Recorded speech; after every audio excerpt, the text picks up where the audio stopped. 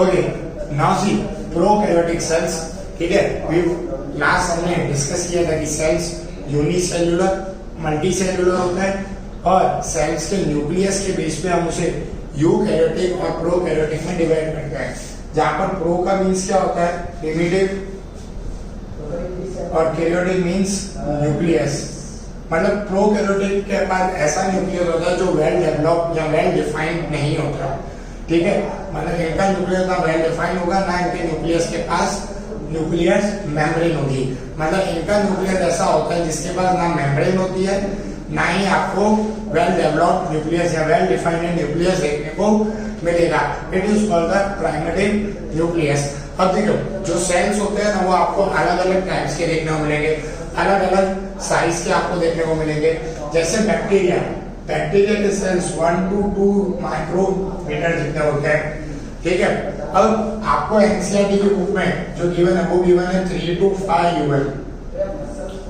It is not wrong, पर इतना ही देखने को मिलता है क्योंकि मैक्सिमम बैक्टीरिया 2 यूएम तक जा सकते हैं, क्योंकि उनको दूसरों के सेल में एंटर भी होना होता है। बैक्टीरिया का काम क्या है कि दूसरे के सेल में एंटर होना, तो उसके लिए उसको मैक्सिमम 2 यूएम ही चाहिए। ओके, 3 to 5 यूएम बहुत ज्यादा हो जाता है, उसको किसी के अंदर मतलब इंटरफेस करने में उसको बहुत ज्यादा पड़ जाता है। तो that's why it is not possible. That's why it is 2 am तक आपको लिमिटेड देखने को मिलेगा। और यहाँ पर आपको 3 to 5 यूएम तक भी, मतलब यहाँ पर आप समझ लो ना कि जैसे सपोज कि आपको आपने ट्रक देखा होगा कि वो ट्रक में 100 to 1000 केजी तक जा सकता है, कैपेसिटी है उसकी। ओके, सो अगर आप 500 केजी भी रखो तो भी चले, 700 केजी रखो तो भी चले। मींस आप 1 to 5 रखो या 3 to 5 रखो, दोनों। ओके, सो यहाँ पर आपको ये वेरिएशन देखने को मिलेगा। अब अगर मैं यहाँ पर स्मॉलेस्ट सेल की बात करूं तो आपको कौन सा देखने को मिलेगा, मायोप्लाज्म का, जिसकी होती है 0.3 UM. Mycoplasma. Okay, so mycoplasma is the smallest cell. ठीक है, जो आपको देखने को मिलेगा।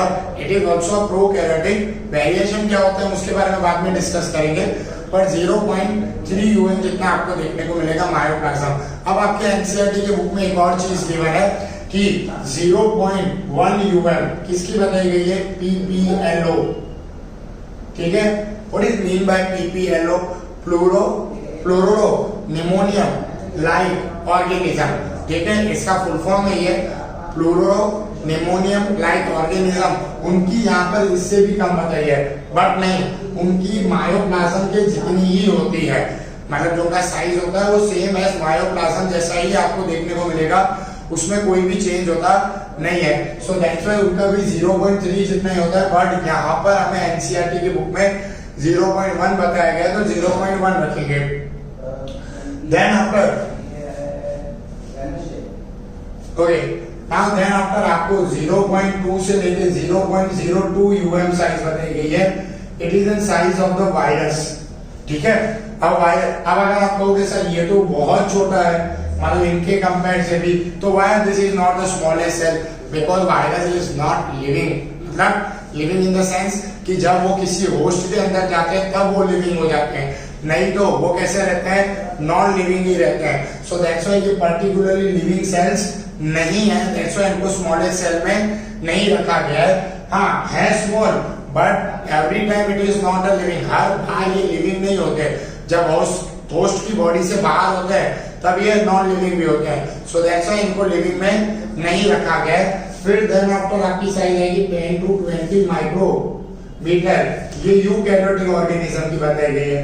देखो उन्होंने यहाँ पर 10 to 20 लिखा है, पर कई सारे ऐसे यूकैरियोटिक सेल्स हैं जिनकी 20 से ज्यादा है। मतलब अगर आपको कोई क्वेश्चन आता है तो what is the maximum length of the eukaryotic organism sales, तो आप 20 पे टिक मत करना, क्योंकि 20 से ज्यादा भी होती है। वैसा क्वेश्चन आता नहीं है, क्योंकि उन्हें भी पता है यहाँ रॉन्ग मेंशन किया है, बट उनकी 20 माइक्रोमीटर से आपको ज्यादा कई सारे ऐसे यूकैरियोटिक में सेल्स है जो आपको देखने को मिलेंगे और उनका फंक्शन देखने को मिलेगा। सो नॉट कंपल्सरी कि आपको 20 माइक्रोमीटर ही देखने को मिलेगा या 20 माइक्रोमीटर ही होगा। ठीक है, सो दैट्स व्हाई ये इनका वेरिएशन है। Then after 7 micrometre, it is the diameter of the RBC cells. हमारे ब्लड में जो आरबीसी है उनका डायमीटर कितना है 7 माइक्रोमीटर। ओके, मींस आपको इतना डायमीटर हमारे आरबीसीज का देखने को मिलेगा। देन आफ्टर सबसे बड़ा सेल्स हमारी बॉडी में वो कौन सा है, न्यूरॉन। न्यूरॉन आप सब जानते हो, आपने इसके बारे में लोअर स्टैंडर्ड में भी पढ़ा है, स्ट्रक्चर भी देखा होगा इसका।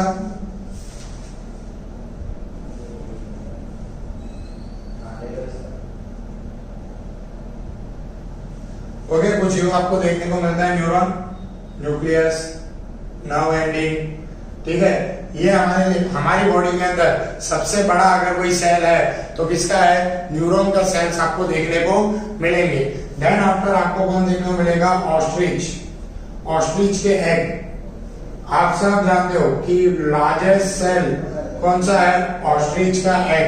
एग इज अ सेल, और अगर लिविंग ऑर्गेनिज्म में मोस्ट फेवरेट एमसीक्यू है ये पूछा जाने के लिए, largest cell of the living organism ostrich egg. ठीक है, ऑस्ट्रिच के एग के सेल्स सबसे बड़े होते हैं कंपेयर टू आप किसी भी सेल को ले लो, सबसे बड़े आपको ऑस्ट्रिच के एग आपको देखने को मिलेंगे। सो that's why it is an important कि आप ये याद रखो कि ऑस्ट्रिच के एग के सेल्स सबसे बड़े आपको देखने को मिलते हैं।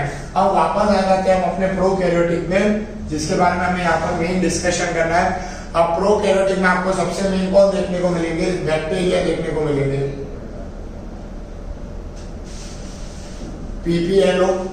ठीक है, प्लूरो, निमोनियम लाइक ऑर्गेनिजम्स आपको देखने को मिलेंगे। देन आफ्टर मायोप्लाज्मा,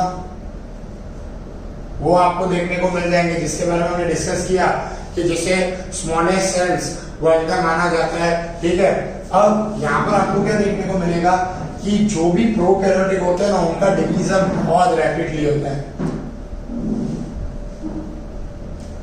ठीक है, स्पीडली आपको उनका रैपिडली डिवीजन होते हुए देखने को मिलेगा। मतलब आप जैसे आप लिविंग ऑर्गेनिज्म को कैसे होता है कि हम मैच्योर होते हैं, रिप्रोडक्शन के लिए रेडी होते हैं, वो यहाँ पर तो अगर आप बैक्टीरिया की बात करोगे ना, तो 6-7 घंटे में तो 10⁸ टाइम ज्यादा बढ़ जाते हैं।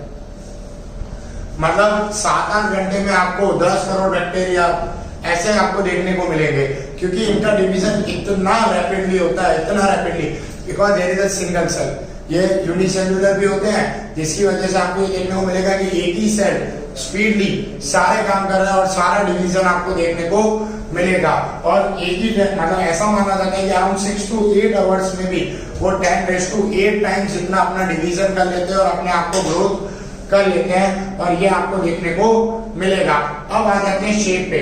हम यहाँ पर शेप की जो बात करेंगे वो बैक्टीरिया में करेंगे।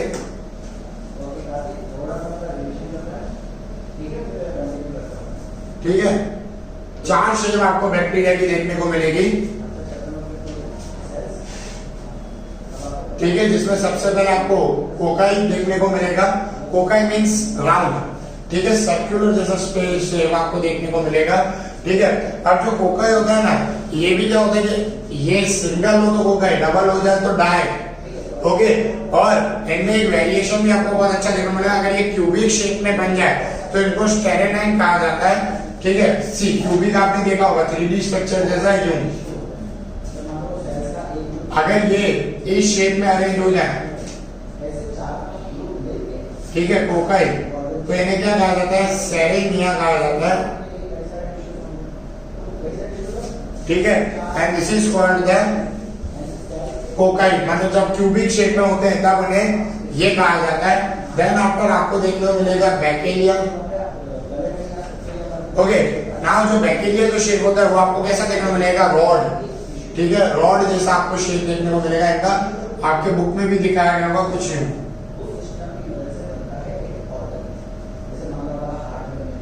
ओके, कुछ ऐसा देखने को मिलेगा। It is known as a bacteria आपको दिखाया गया है। देन आफ्टर आपको शेप कौन सा बताया गया है, स्पेरुलम। स्पेरुलम मींस स्पाइरल शेप जैसा आपको देखने को मिलेगा, कुछ ऐसे। यहाँ पर ऊपर आपको फ्लैजेलास देखने को मिलेंगे, दोनों साइड कॉर्नर्स पे आपको क्या देखने को मिलेंगे, फ्लैजेलास आपको देखने को मिलेंगे, जो उनको मूवमेंट करवाने में या फूड कैप्चरिंग कराने में उनमें उनकी मदद करते हैं। देन आफ्टर आपको चौथा शेप देखने को मिलेगा, vibrio. Vibrio means comma shape. ठीक है, कॉमा शेप आपको देखने को मिलेगा, so it is known as a vibrio shape आपको देखने को मिलेगा। ठीक है, जो बैक्टीरिया होते हैं उनके अंदर कई सारे वेरिएशंस आते रहते हैं। ठीक है, कई सारी चीजें भी आपको देखने को मिलेगी। सो ये सब अपने अपने बेसिस पे होता है, ऐसा नहीं कंपलसरी यही शेप ऐसे ही डिवीजन आपको देखने को मिलेगा। हर बार आपको अलग अलग उनके अंदर वेरिएशन देखने को मिलेंगे और अलग अलग आपको स्ट्रक्चर भी देखने को मिलेगा। ओके, नाउ अब आ जाते हैं मेन उनके सेल्स के ऊपर, कि उनके सेल्स का हम क्या करेंगे, डिस्कशन करेंगे कि उनके सेल्स कैसे दिखते हैं, उनका शेप क्या होता है और वो कैसे डिवीजन करते हैं। तो देखिए, सबसे पहले सेल ड्रॉ कर लेते हैं उनका।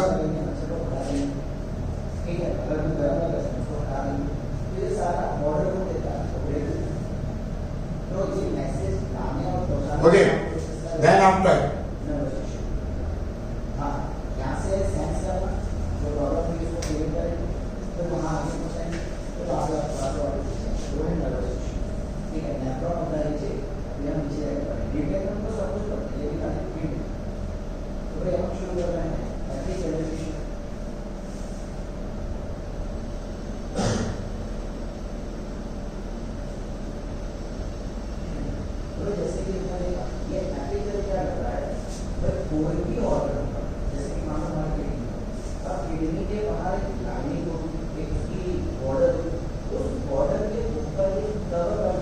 ओके, नाउ सी ध्यान आफ्टर यहाँ पर आपको प्रोकैरियोटिक तो आपको पता है कि न्यूक्लियस मेम्ब्रेन तो आपको देखने की मिलेगी नहीं, पूरा सेल्युलर फ्लूइड देखने को मिलेगा। ठीक है, अब सबसे पहले हम स्टार्टिंग से आ जाते हैं कि जो हमने चैप्टर में देखा था, हमने क्या देखा था कि जो शेवन एंड स्वान थे उन्होंने हमें क्या बताया था कि एनिमल्स के अंदर आउटर लेयर को प्लाज्मा मेम्ब्रेन कहा जाता है और प्लांट्स के अंदर जो आउटर मेम्ब्रेन होती है वो सेल वॉल होती है, फिर प्लाज्मा मेम्ब्रेन और सेल मेम्ब्रेन आपको देखने को मिलेगी। सो इनमें भी प्लांट जैसा ही होता है, अंदर आपको प्लाज्मा मेम्ब्रेन और सेल मेम्ब्रेन और बाहर की तरफ आपको क्या देखने को मिलेगी, सेल वॉल। अब देखो मतलब इनके पास अब क्या है, सेल वॉल है और सेल वॉल होना मींस इट इज एन ऑटोगेन, मतलब ऑटोट्रॉपिक हो गए, खुद का खाना खुद बना सकते हैं। So bacteria make their own food, और उसमें अगर आपको एग्जांपल लेना है तो BGA, ठीक है, ब्लू ग्रीन एल्गी, ठीक है, जिसे साइनोबैक्टीरिया भी कहा जाता है। और चैप्टर नंबर 2 बायोलॉजिकल क्लासिफिकेशन में हमने इनके बारे में देखा था कि ये जो होते हैं ये खुद का खाना खुद बनाते हैं, it is not a blue green algae, और आप इन्हें साइनोबैक्टीरिया के नाम से भी जानते हो कि ये खुद का खाना खुद बना पाएंगे और खुद ही ये डिवीजन कर पाएंगे। देन आफ्टर यहाँ पर आपको जो सेल वॉल है वो किससे बनी हुई देखने को मिलेगी, इनकी सेल वॉल पेप्टिडोग्लाइकन, ठीक है, इनकी सेल वॉल इससे बनी हुई होती है। It is one type of protein जिनसे आपकी इनकी सेल वॉल बनी हुई देखने को मिलेगी। इट इज नॉट ए पेप्टिडोग्लाइसिन के साथ आपकी इनकी बनी हुई देखने को मिलेगी, जिसमें प्रोटीन का स्ट्रक्चर क्या होता है, NAMNAG। ओके, ये याद रखना, it is the binding of the protein structure which is known as a NAM and NAG। जो M होता है उसका मीनिंग होता है न्यूरेनियस and it is an glycogen। Okay, मतलब न्यूक्लियोटाइड एसिड, न्यूरेन है, न्यूक्लियोटाइड एसिड, ग्लाइकोजन, इससे आपकी इनकी सेल वॉल देखने को मिलेगी, क्योंकि प्लांट की सेल वॉल कंपलसरी किससे बनी हुई होती है, प्रोटीन से बनी हुई आपको देखने को मिलेगी और वही मेन होगी। देन आफ्टर प्लाज्मा मेम्ब्रेन और सेल मेम्ब्रेन, इसके बारे में आप जानते ही हो कि ये ट्रांसपोर्टेशन और इन सब में मदद करता है। ठीक है, और यहाँ पर आपको कई सारे लिपिड के मॉलिक्यूल्स भी देखने को मिलेंगे, आगे इसके बारे में अच्छे से डिस्कस करेंगे। इन लिपिड्स के अंदर प्रोटीन्स होते हैं, कोई प्रोटीन पूरा ट्रांसपोर्टेशन कर रहा था, कोई नीचे की तरफ होते हैं, यहाँ इनकी टेल होती है लिपिड्स की, ठीक है, और ये जो प्रोटीन होते हैं ये लिपिड के अंदर बाइंडेड होते हैं, कुछ पूरी तरीके से, कुछ थोड़े बहुत ट्रांसपोर्टेशन कराने के लिए प्रोटीन का। इसके बारे में हम डिटेली आगे चैप्टर में पढ़ेंगे कि सेल मेम्ब्रेन के थ्रू प्रोटीन का ट्रांसपोर्टेशन या प्रोटीन और लिपिड कैसे करते हैं वो हम आगे देखेंगे। ठीक है, फिर यहाँ पर न्यूक्लियस के साथ आपको अटैच क्या देखने को मिलेगी, यहाँ से एंडोप्लाज्मिक रेटिक्यूलम ER। ठीक है, आप जानते हो ER में दो टाइप आपको देखने को मिलेंगे, RER और SER। रफ एंडोप्लाज्मिक रेटिकुलम और smooth endoplasmic reticulum.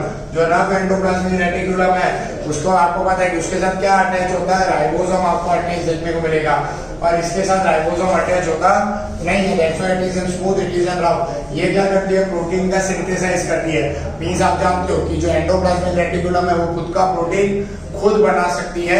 That's why they do this type of work. और इसीलिए आपको यहाँ पर राइबोसोम भी देखने को मिलेगा, और खुद का राइबोसोम और खुद का प्रोटीन इनके पास आपको देखने को मिलेगा। That's why it is known as semi autotrophic भी इन्हें कहा जाता है कि ये पूरी तरीके से खुद पे ही अपना खुद का काम खुद कर सकते हैं। एक ये, एक माइटोकॉन्ड्रिया, और थर्ड आएगा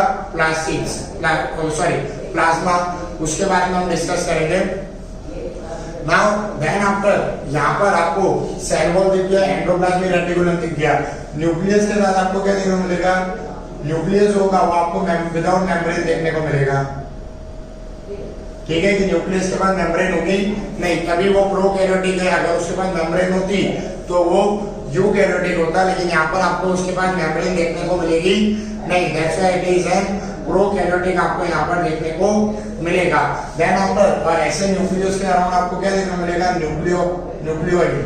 ठीक है, ऐसे न्यूक्लियस को हम क्या कहते हैं, न्यूक्लियोइड कहते हैं। सराउंडिंग्स एसिडिक मीडियम जैसा क्रिएट हो जाता है। That's why it is known as a nucleoid. मतलब अगर आपको यहाँ जो न्यूक्लियस दिख रहा है वो क्या है, न्यूक्लियोइड आपको देखने को मिलेगा। Plasma membrane, cell wall, endoplasmic reticulum और न्यूक्लियोइड। यहाँ पर आपको उनके अंदर एक फिंगर लाइक प्रोजेक्शन देखने को मिलेगा जिसे मीजोसोम कहा जाता है।